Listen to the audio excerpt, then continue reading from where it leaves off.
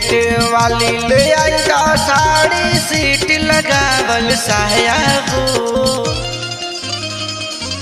हाँ नेट वाली ले आई दा साड़ी सीट लगावल साया हो। नेट वाली ले आई दा साड़ी सीट लगावल साया हो।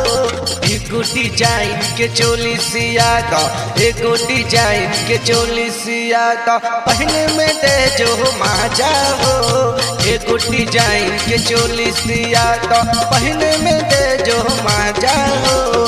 नेट वाली ले आई दा साड़ी सीट लगावल साया हो। नेट वाली ले आई दा साड़ी सीट लगावल साया हो। एगो डिजाइन के चोली सिया दा, एगो डिजाइन के चोली सिया दा, पहने में दे जो मजा हो। एगो डिजाइन के चोली सिया दा, पहने में दे जो मजा हो।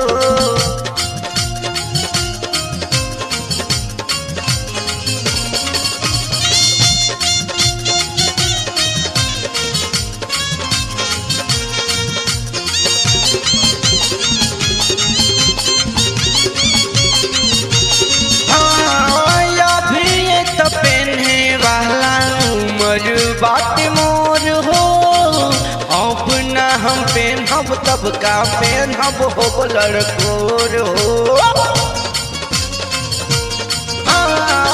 अभी तो पेन्हे वाला उम्र बात मोर हो अब ना हम पेनहब तब का पेनहब हो लड़कोर हो। सिंपल साड़ी पेनहत हमरो मनवा है उबियाया हो। सिंपल साड़ी पेनहत हमरो मनवा है उबियाया हो। एगो डिजाइन के चोली सिया दो, एगो डिजाइन के चोली सिया दो, पेन्हे में दे जो मजा हो।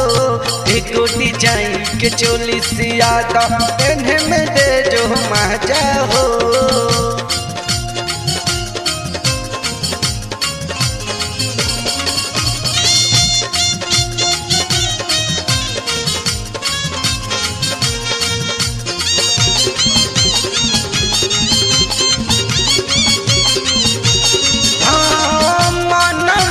जदी हमरा भोर कर बड़ा जाहो रतिया के से जिया पे मिली नहीं मजा हो। मनवा के जदी हमरा भोर कर बड़ा जाहो रतिया के से जिया पे मिली नहीं मजा हो। सुना रोहित बलमुआ तो हर का बाबन इरादा हो। सुना रोहित बलमुआ तो हर का बाबन इरादा हो। एगो डिजाइन के चोली सिया दो, एगो डिजाइन के चोली सिया दो, पेन्हे में दे जो मजा हो। एगो डिजाइन के चोली सिया दो, पेन्हे में दे जो मजा हो। नेट वाली ले आई दा साड़ी सीट लगावल साया हो। नेट वाली ले आई दा साड़ी सीट लगावल साया हो।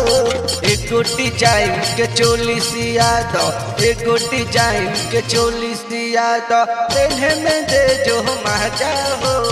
एगो डिजाइन के चोली सिया दो, पेन्हे में दे जो मजा हो। एगो डिजाइन के चोली सिया दो, पेन्हे में दे जो मजा हो।